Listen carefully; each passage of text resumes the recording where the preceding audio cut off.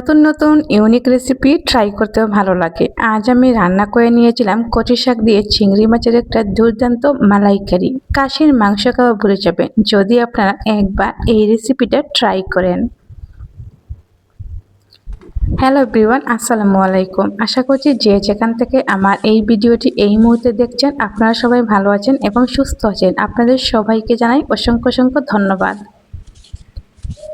খুব স্পেশালি আজ আমি রান্না করব আমার প্রিয় মানুষের জন্য এই রেসিপিটা। কচু শাক দিয়ে চিংড়ি মাছ ওনার খুব বেশি পছন্দ, তো আজ আমি রান্না করে নিচ্ছি।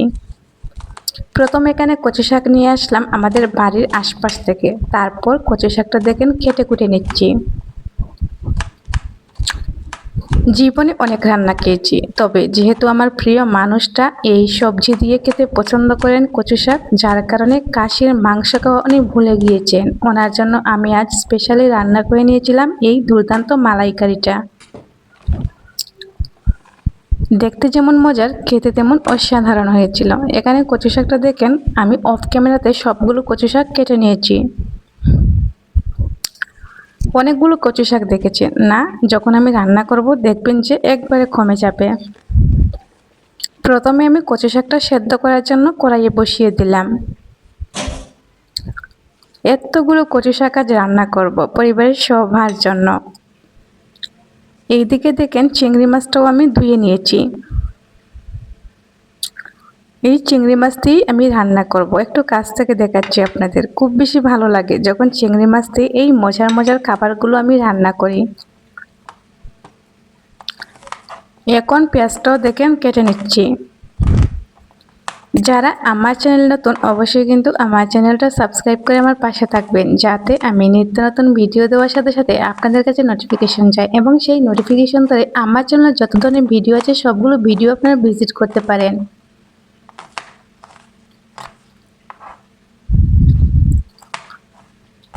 আমার কিন্তু দেখেন পেঁয়াজটা কুচি কুচি করে কাটা হয়ে যাচ্ছে। অন্যদিকে আমি কাঁচামরিচ আস্ত দিব, যার কারণে কাঁচামরিচটা আর কাটবো না। এই রেসিপিটা রান্না করার জন্য লাগবে দেখেন কাঁচামরিচ, সাথে লাগবে পেঁয়াজ কুচি, আর লাগবে চিংড়ি মাছ।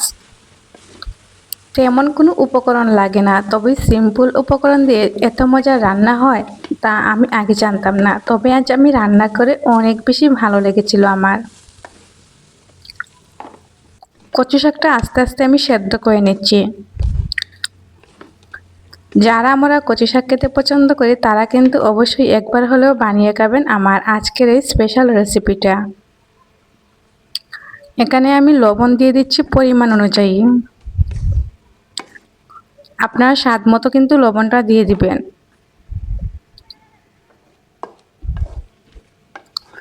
ঢাল ঘুটনি দিয়ে ঘুটে নিচ্ছি।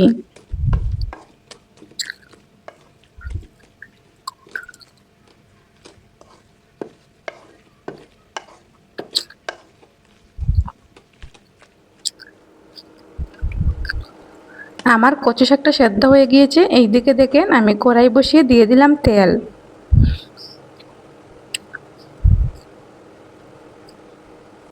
তেল হালকা গরম হওয়ার পর তার মধ্যে ঢেলে দিলাম এখানে দেখেন পেঁয়াজ কুচি, আর সাথে দিয়ে দিলাম কাঁচামরিচ। এখন আস্তে আস্তে আমার ভাজা হচ্ছে। অন্যদিকে আমি দেখেন এইদিকে আমি কচু শাকটা একটা প্লেটের মধ্যে ঢেলে নিচ্ছি। সবগুলো কচু শাক একসাথে ঢেলে নিচ্ছি এই প্লেটের মধ্যে। প্রথমে কিন্তু কচু শাকটা সেদ্ধ করে এইভাবেই রান্না করতে হবে।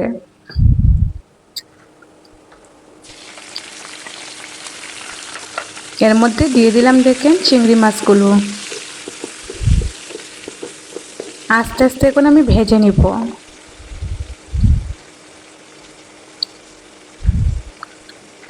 ভাজা হয়ে গেলে তার মধ্যে দিয়ে দিব এখানে দেখেন হলুদের গুঁড়া, তারপর দিয়ে দিলাম মরিচের গুঁড়া। এখন নাড়াচাড়া করে দিতে হবে। চিংড়ি মাছ আর সাথে মশলাগুলো খুব সুন্দর করে কষাতে হবে, কারণ কষিয়ে যদি রান্না করা হয় খেতে ভীষণ মজা লাগে। লো আঁচে রেখে দেখেন আমি চিংড়ি মাছটা কষিয়ে নিচ্ছি। কষানো হয়ে গেলে তার মধ্যে দিয়ে দিব এখন আমি দেখেন কচু শাকগুলো।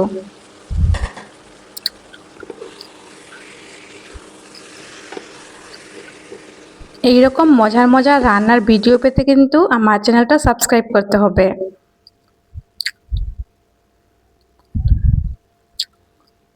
আস্তে আস্তে আমি এখন রান্নাটা করে নিচ্ছি। একটু পানি দিয়ে দিব। চিংড়ি মাছটা সেদ্ধ হওয়ার জন্য কিন্তু পানিটা আমি দিয়ে দিলাম। আমার আজকের রেসিপিটা যদি আপনাদের কাছে ভালো লাগে আমাকে অবশ্যই কিন্তু কমেন্ট করে জানাতে ভুলবেন না। এই ফাঁকে চলে গিয়েছিলাম ধনিয়া পাতা কেটে আনার জন্য। এখন ধনিয়া পাতাটাও আমি দিয়ে দিচ্ছি। ধনিয়া পাতা দেওয়ার ফলে স্মেলটা কিন্তু খুব বেশি দারুণ হয়েছিল আর খেতে অনেক বেশি লোভনীয় হয়েছিল।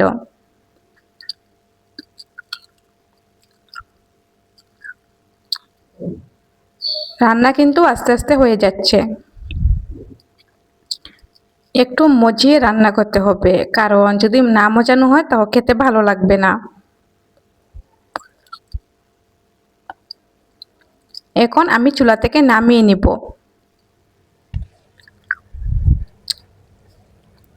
এখন একটা বাটিতে আমি ঢেলে দিচ্ছি। আমার প্রিয় মানুষটা তো ওয়েট করছেন কখন আমার রান্না শেষ হবে আর উনি খেতে বসে পড়বেন। এই ফাঁকে আমি গরম গরম ধোয়া ওঠা ভাত রান্না করেছি। আপনারা খাসির মাংসের কথাও ভুলে যাবেন যদি এই রেসিপিটা আপনারা পাতে রেখে রাখেন।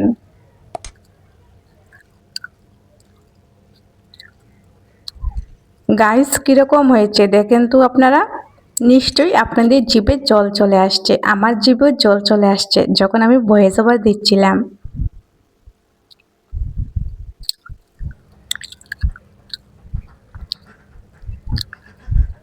তবে আজকের মতো এখানেই বিদায় নিচ্ছি। সবাই ভালো থাকবেন, সুস্থ থাকবেন।